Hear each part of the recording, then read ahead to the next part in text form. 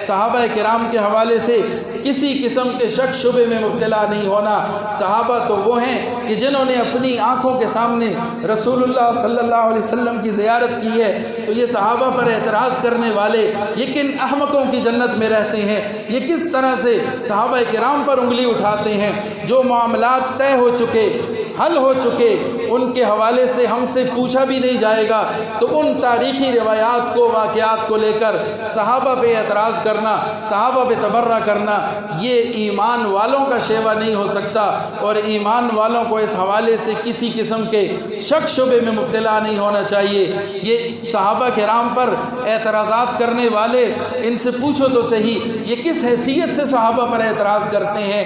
او احمقو، او بے وقوفو، تم وہ آنکھیں تو لاؤ کہ جن آنکھوں نے رسول اللہ صلی اللہ علیہ وسلم کی زیارت کی ہے، اپنے سامنے آقا مدنی صلی اللہ علیہ وسلم کو اپنی آنکھوں سے دیکھا ہے۔ تم وہ کان تو لے آؤ کہ جن کانوں نے رسول اللہ صلی اللہ علیہ وسلم کی آواز مبارک سنی ہے۔ تم وہ دل تو لے آؤ کہ جس دل کو رسول اللہ صلی اللہ علیہ وسلم نے منور کیا، ایمان سے جلا بخشی اس دل کو۔ تم وہ دماغ تو لے آؤ کہ جس کو لے کر صحابہ کرام نے رسول اللہ صلی اللہ علیہ وسلم پر ایمان لایا اور رسول اللہ صلی اللہ علیہ وسلم کی اطاعت کی۔ تم وہ زمانہ تو لے آؤ کہ جس زمانے میں نبی علیہ السلام خود موجود تھے۔ تم وہ جگہ تو لے آؤ، وہ مقام تو لے آؤ کہ جہاں بیٹھ کر رسول اللہ خود درس دیا کرتے تھے۔ تم وہ مجالس تو لے آؤ، تم وہ مناظر تو لے آؤ، تم وہ منظر تو لے آؤ کہ جس کے اندر رسول اللہ بیٹھے تھے، سامنے صحابہ کے جھرمٹ تھا، ستاروں کی مانند چمکتے تھے، بیٹھتے تھے اور رسول اللہ سے روشنی حاصل کرتے تھے۔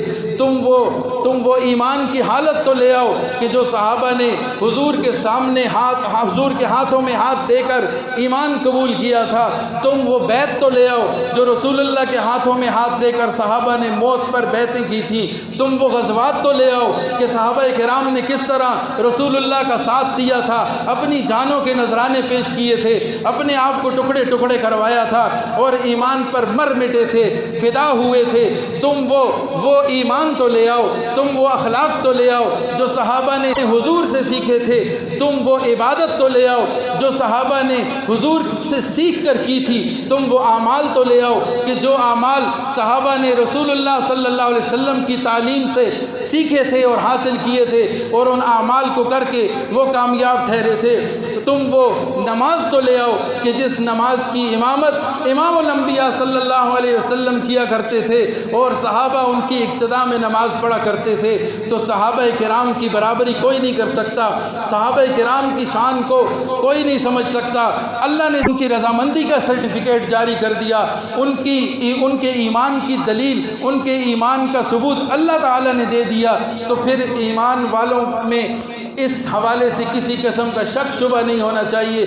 تو ہمیں اپنے آپ کو بھی صحابہ کرام کے حوالے سے اپنے عقائد کو، نظریات کو واضح رکھنا ہے، مضبوط رکھنا ہے اور اپنی اولادوں کو، اپنی نسلوں کو بھی سمجھا کے جانا ہے کہ صحابہ کرام کے حوالے سے کسی قسم کی بات برداشت نہیں کرنی، صحابہ کرام کے حوالے سے کسی قسم کا اعتراض دل میں نہیں رکھنا، شک شبہ دل میں نہیں رکھنا، اس لیے کہ صحابہ کرام دین کا مدار ہیں، دین کی بنیاد ہیں۔ اگر صحابہ میں شک کریں گے، ان کے ایمان میں شک کریں گے، ان کی نیت میں شک کریں گے تو دین کی عمارت گر جائے گی، دین کی عمارت کمزور ہوگی، دین کی بنیاد کمزور ہوگی۔ اللہ تعالی ہمیں صحابہ کرام کی سچی محبت اور صحابہ کرام کی سچی اتباع نصیب فرمائے اور صحابہ کرام کے حوالے سے کسی بھی قسم کے شک اور شبے میں پڑنے سے اللہ تعالی ہم سب کی حفاظت فرمائے۔ وآخر دعوانا ان الحمد للہ رب العالمین۔